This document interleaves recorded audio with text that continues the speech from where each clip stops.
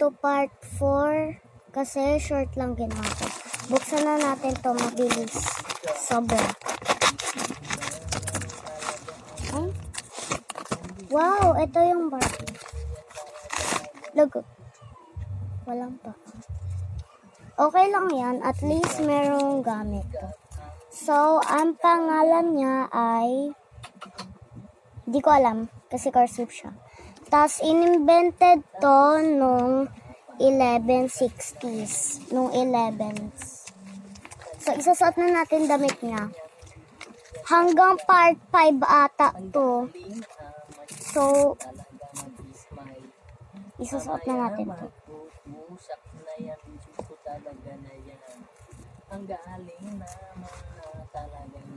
So guys, bye-bye na because konti na lang oras. Hanapin nyo yung part 5.